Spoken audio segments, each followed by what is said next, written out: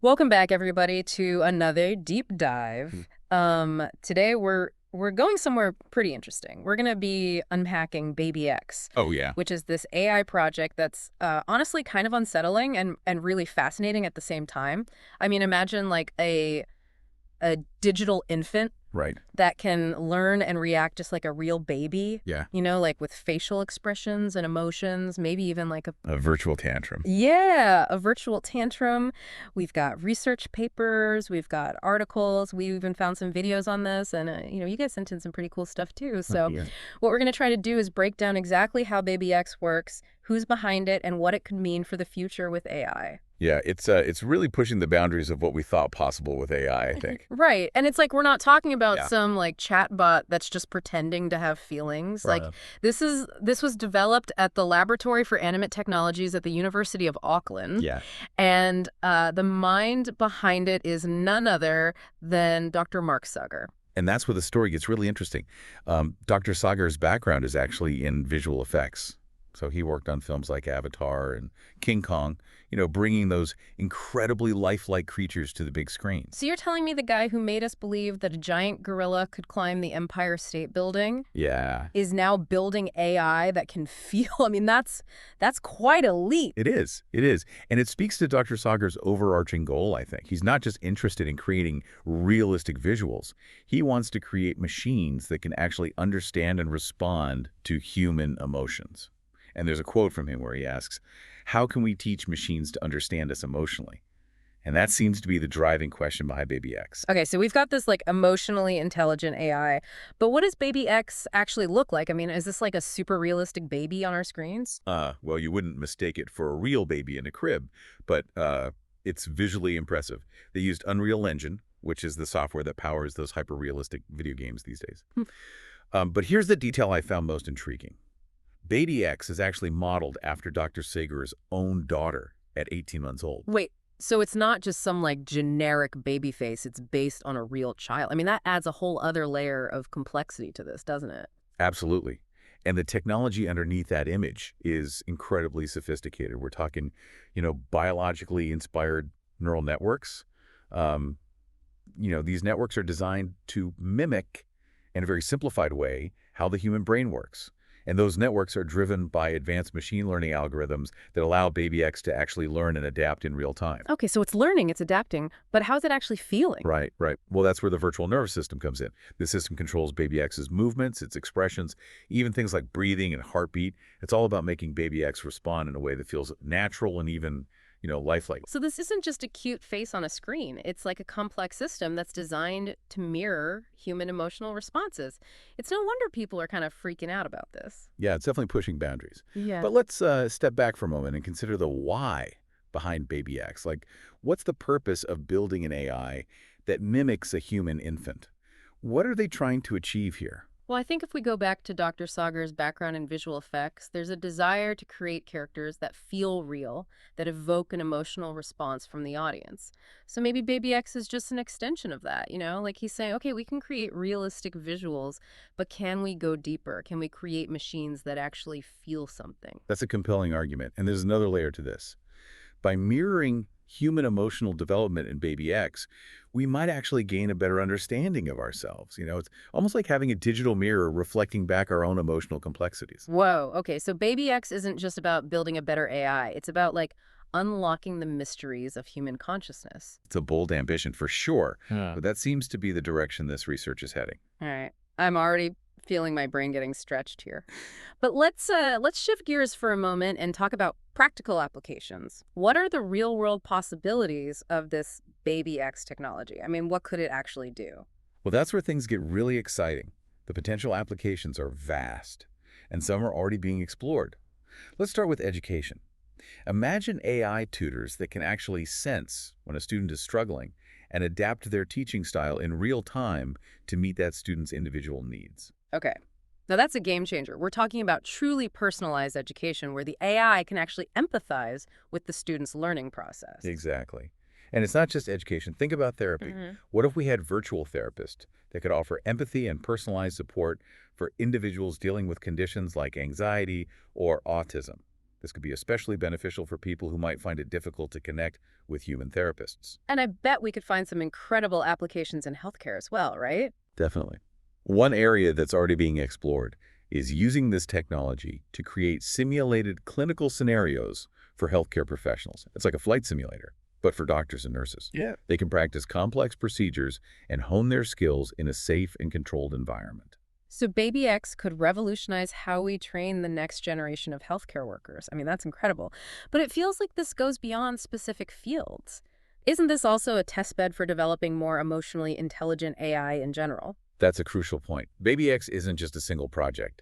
It's a window into a future where machines can understand and respond to our emotions on a much deeper level. And that future is both really exciting and honestly a little bit unsettling, right? I mean, we read about Baby X learning to draw a heart. Yeah, it's a Well, powerful example of its capabilities. We're talking about AI that can learn, adapt, and even express itself creatively. which leads us to, the big elephant in the room, the ethical considerations. I mean, are we ready for machines that can mimic human emotions so convincingly? What happens when they become so good at it that we start to form real emotional attachments? It's a profound question, and one that we as a society need to grapple with. What does it mean for a machine to feel in this context? And how do we ensure that these emotionally intelligent AI systems are developed and used responsibly? Right. It's like we're stepping into uncharted territory here. Absolutely. It's essential to acknowledge both the incredible potential of this technology and the very real risks involved. And there's a lot of unanswered questions. Do these, AI entities have any rights? What are the ethical implications of creating something that so closely mirrors human emotional experience? These are complex questions, and we don't have all the answers yet, but these are conversations we need to have as we move forward. So much to think about. But for now, let's take a break and come back to this in part 2. Sounds good. There's so much more to explore with Baby X. So are you ready to jump back into the world of Baby X and see where this technology is headed? My brain is still buzzing from that last conversation, honestly. Yeah. But you're right. We've only just scratched the surface here. We talked about the potential applications of Baby X in fields like education and healthcare, but what about what's happening right now? Are there any real world examples of this technology in action? There are. There are. Remember Dr. Sagar? Yeah. He co-founded a company called Soul Machines. Hmm. And they're using this Baby X technology, the same underlying principles of emotionally responsive AI, to build incredibly lifelike avatars. Okay, wait. So not actual babies running around in the digital world? Not literal baby avatars, thankfully. I think more along the lines of digital representatives. Hmm. But these avatars aren't just static images, right? They can interact, they can respond, and they can do it all with a level of emotional intelligence that's honestly pretty mind-blowing. Hmm. And get this, they're actually being used in Australia to help people with disabilities access government services. That's amazing. So instead of navigating complicated websites or dealing with frustrating phone systems, people can interact with these avatars that can understand their needs and guide them through the process in a much more human way. Exactly. It's a fantastic example of how this technology, while still in its early stages, can make a real difference in people's lives. It's like Baby X, all grown up and out there in the world, actually helping people. It's kind of heartwarming. It is. In a weird, futuristic way. It is, and this is just the beginning. Think about the possibilities for customer service. Imagine interacting with a company representative that can actually understand your frustration and respond with empathy. Or how about in education? We talked about AI tutors, but these avatars could provide personalized guidance and support to students of all ages. It could revolutionize online learning. Absolutely. And let's not forget about the entertainment industry. Video games, virtual reality experiences, even storytelling itself could be completely transformed by this technology. Imagine interacting with characters that are truly responsive to your emotions, creating a level of immersion we've never seen before. Okay, now my mind is really going into overdrive. We could have AI characters that aren't just following a script, but actually reacting and adapting to the story as it unfolds. Right. It's like the line between fiction and reality is starting to blur in a really intriguing way. I'm excited and a little terrified all at the same time. Yeah. But I think that's the nature of this technology. It has the potential to do so much good, but it also raises some serious questions about the future. It does. We've touched on some of the ethical concerns, but those conversations need to continue as this technology evolves. Absolutely. So what does this all mean? Where do we go from here? I think it's crucial for all of us to engage with these questions. We need to be informed about the technology, its capabilities, and its limitations. We need to be part of the conversation about how it's developed and used. Because ultimately, the future of AI isn't just in the hands of the developers. Right. It's in the hands of everyone who will be impacted by it, which is, well, all of us. Exactly. And maybe that's the most important takeaway from this deep dive. Baby X might be this fascinating and somewhat unsettling example of emotionally intelligent AI, but it's a sign of things to come. And it's up to all of us to shape that future. That's a powerful thought. And honestly, it feels a little bit daunting. It is a lot to process. But as with any new technology, there's a period of adjustment, of understanding, and ultimately of deciding how we want to integrate it into our lives. All right, before we wrap things up, I have one final question for you, and it's a big one. Okay, hit me with it. If we can teach machines to feel, or at least to mimic human emotions so convincingly, does that change how we define human and machine going forward? That's the million-dollar question, isn't it? It challenges our very understanding of what it means to be alive, to be conscious, to experience the world in a way that we, up until now, considered uniquely human. Right. If a machine can express emotions, learn, grow, even create art, how is that fundamentally different from what we humans do? It's a question that philosophers have been grappling with for centuries. And now, thanks to AI, it's becoming a question for all of us. And I don't think there are any easy answers. But it's a conversation we need to have, a journey we need to take together. Absolutely. It's about understanding the potential of AI, yes, but it's also about understanding ourselves and our place in this rapidly changing world. And maybe, just maybe, this journey will lead us to a future where humans and machines can coexist and collaborate in ways we never thought possible. That's a future I think we can all get behind. Well, listeners, this deep dive has taken us into some pretty thought-provoking territory. We've explored the fascinating technology behind Baby X, the potential applications, and the ethical dilemmas it raises. But as always, we've only scratched the surface. So we've provided links in the show notes to some great resources. We encourage you to explore these further and continue to ask these big questions because the future of AI is still being written and we all have a role to play in shaping it. And if you have any thoughts or questions about Baby X or AI in general, please share them in the comments. We love hearing from you. Absolutely. Your perspectives are what make these deep dives so engaging and thought-provoking. So until next time, keep questioning, keep learning, and keep diving deep. Until next time, keep diving deep. You know, all this talk about Baby X and emotionally intelligent AI, it's Yeah. it's got me thinking. Okay.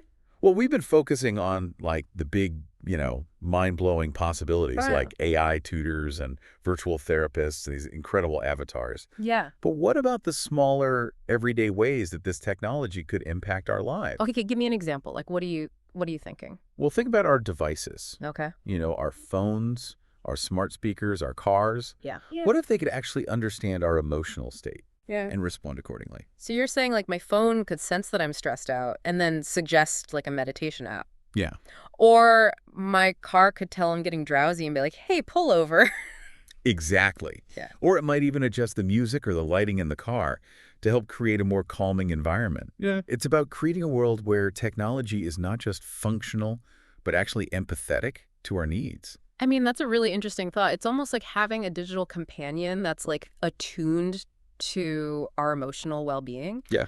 I have to admit, though, it is a little unnerving to think about my devices like being so in tune with my feelings. Right. It's like, where do we draw the line between helpful and intrusive? That's a great point, and it circles back to those ethical concerns we've been discussing, right? How much access do we want to give these AI systems to our emotional lives? The question we'll need to answer as this technology becomes more and more integrated into our daily routines. Yeah, definitely raises a lot of questions about like privacy and control. But on the flip side, imagine the potential benefits for people dealing with mental health issues. What if our devices could recognize like early signs of depression or anxiety and then connect us with support? Yeah. No, that's a powerful possibility. It could be a game changer in terms of early intervention and access to mental health care. It seems like every time we uncover a potential concern with this technology, there's like an equally compelling potential benefit right around the corner. I know that's the paradox of AI, isn't it? Yeah. It's a double-edged sword, Yeah. and it's up to us to figure out how to wield it responsibly. Well said. So listeners, as we wrap up our deep dive into Baby X and the world of emotionally intelligent AI, we want to leave you with this thought. This technology is evolving really rapidly, and its impact on our lives is only just beginning to be felt. We've explored the possibilities, both exciting and unsettling, but ultimately the future of AI is up to all of us. Yeah, stay informed, engage in these conversations, and keep asking those tough questions. Yeah.